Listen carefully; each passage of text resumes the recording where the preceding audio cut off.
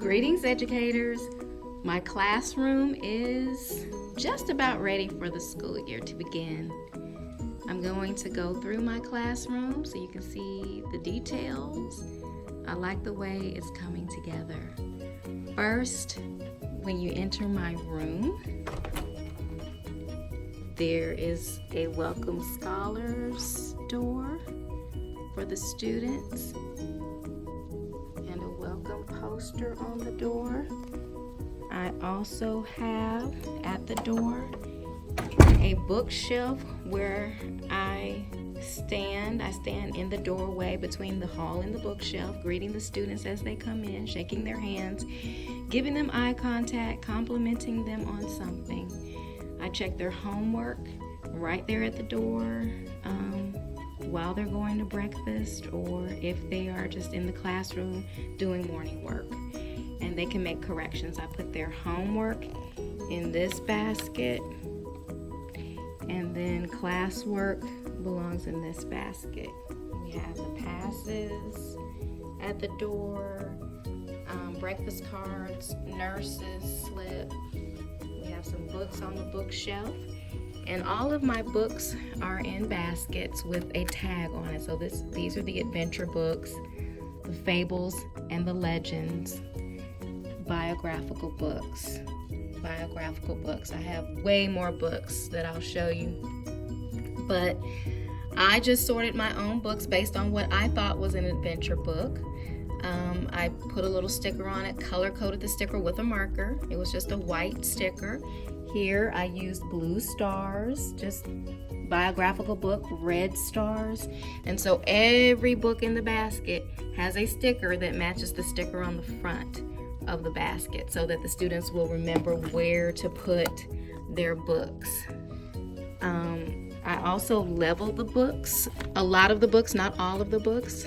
I went to the Scholastic website, typed in the book name, and it gave me an approximate level of the book. So some books are leveled.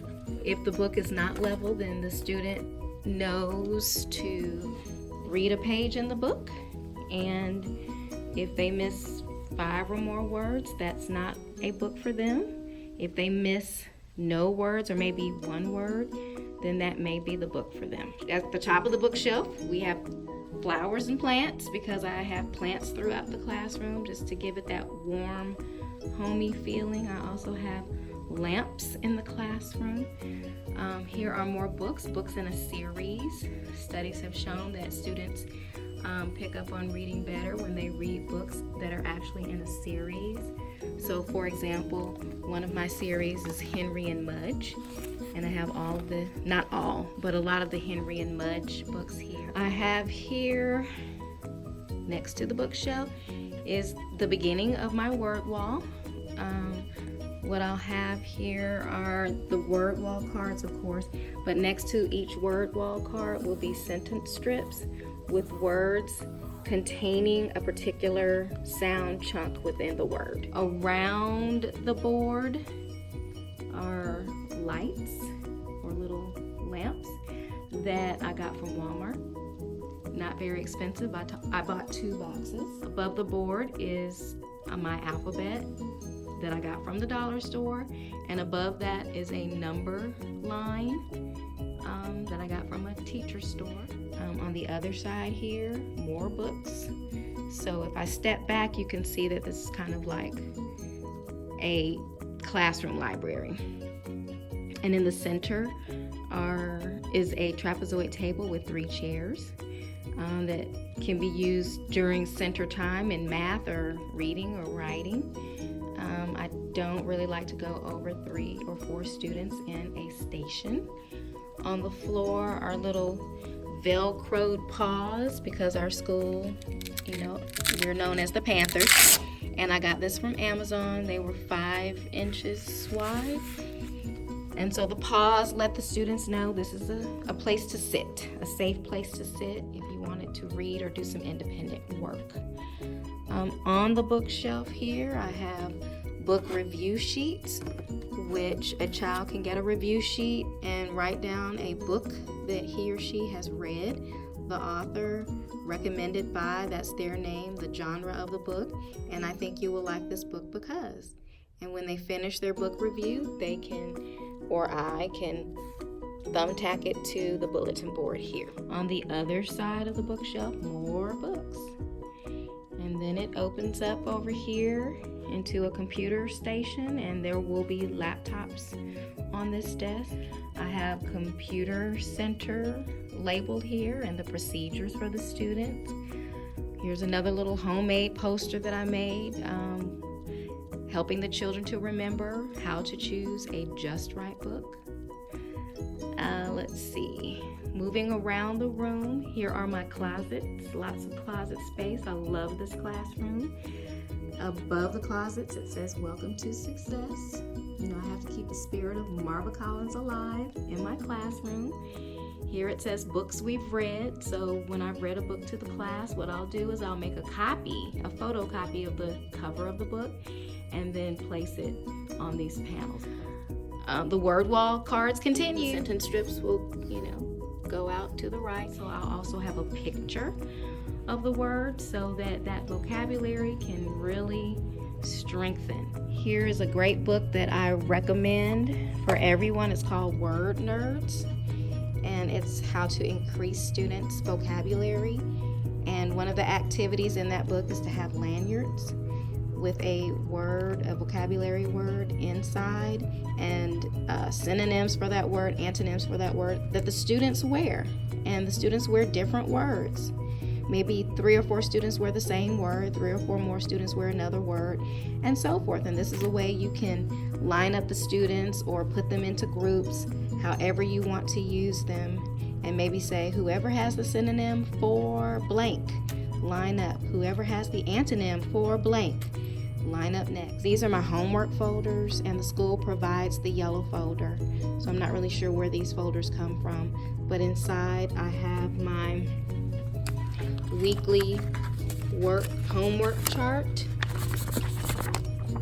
and it doesn't change for the entire year. So every Monday there is reading, language, math, and spelling homework. Every Tuesday, every Wednesday, every Thursday. And so the parent can see exactly what is expected every week. And I give homework packets every week that last the entire week. So my homework is prepared and ready probably Thursday or Friday of the week before. And then I pass out the new homework packet every Monday. Here I have the behavior chart, and there are enough squares for this behavior chart to last the entire first 9-week period. I have a coding here at the bottom about student behavior, and the parents are to initial inside the box every day.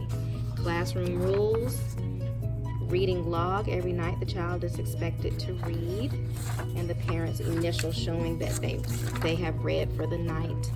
Inside I have all the things you need to know about the classroom. On the right is a note about myself. In the back is our Cobb County site word list. Over here behind my desk I have to give honor to my grandmother, who was a teacher and principal for many, many years. She has passed on, and I have to keep her close to me in my classroom. I also have my paternal grandmother here and her mother. I also have a picture of Marva Collins and Mary McLeod Bethune, Miss Mary McLeod Bethune. Moving on, I have a desk here just in case someone needs some alone time. I have my math stations here, or math shelf, which will be filled with all kinds of math manipulatives. Of course, on both bookshelves, on all of my bookshelves, I have vines. I took out my horseshoe table because it just took up way too much space, and I just have chairs here. And I let the kids write on either a clipboard or a dry erase board that's a lap size, and it works. The things that I need are behind me on that shelf there. Of course, more plants. I have some read aloud books for language as well as math read alouds at the top of this shelf, or on top of the bookshelf. Here is another bookshelf. I call it my writing center, and I'll have paper on it and things like that. And you know, I like to leave some things kind of bare so that the students can actually place the papers in place and they'll know exactly where everything is.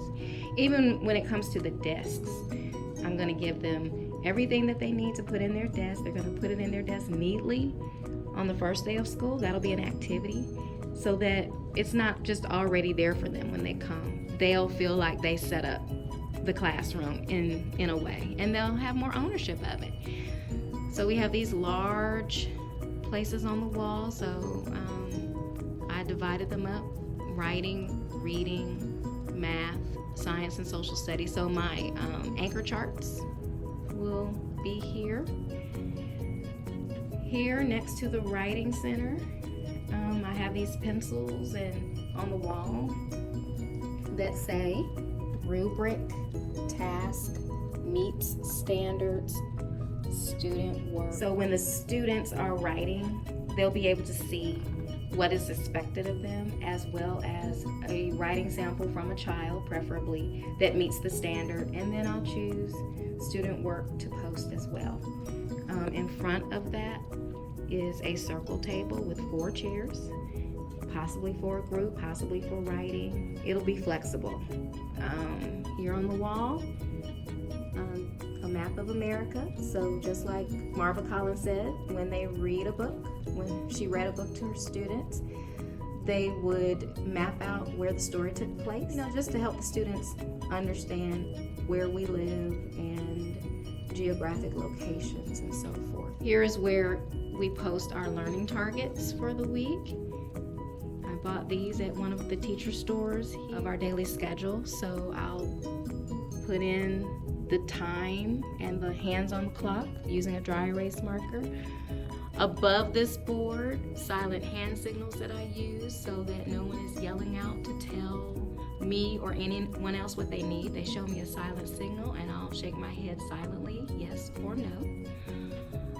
Here is our screen that we use to teach for mini lessons. In front of the screen, I have these paws on the floor so that students can see where they need to sit. There are only 12 paws on the floor because I have my seats arranged in the classroom so that some students can stay in their seats that are up close. And everyone does not need to be crowded on the floor pushing and shoving. My seats are arranged in 2 horseshoes facing the board. I have a little aisle here that I can walk down. And then of course, you know, in a horseshoe, I can just walk in the middle of the horseshoe, and it's just so easy to check everyone's work and kind of scan and make sure that they're on track and doing the right thing. When they have an assessment, we put up the table dividers and I come in and I grade their test papers right there in their presence. So if they miss something, they can correct it right away. Here's my chart where I make my anchor charts for the students. Behind that is the calendar. I have a little poster here that talks about how you need to have your heading on your paper, and I teach 2nd grade again. Hangers for backpacks. Here is where they have, where I keep the sharp pencils, and they can switch it out for dull, you know, switch their dull pencil out for a sharp pencil when they need to, when they have permission to get up from their seat. Now, when they're working in small groups, I just give them permission to move around the classroom if they need something without disturbing me, because I'm usually working with a small group as well. And this is filled up every day with sharp pencils, and I'm the one that sharpens them. Erasers will be in this bucket, this little blue container, as well as glue sticks will be here. Morning work folders. So every desk has a morning work folder on it, so when the child is back from breakfast, then they come in and they start from page 1 and they work in their morning work folder until the bell rings, or until I call them to me and say, come fix your homework, or come finish your homework if they didn't do it the night before. In the back is a hundreds chart where they would have to fill it out up to 1,000. So I guess you could call it 1,000s chart. And every time they finish this, they get a new one. I put a lot of papers in here, so hopefully I won't have to change this out until after Christmas break. Okay, I hope you enjoyed this classroom tour. More to come.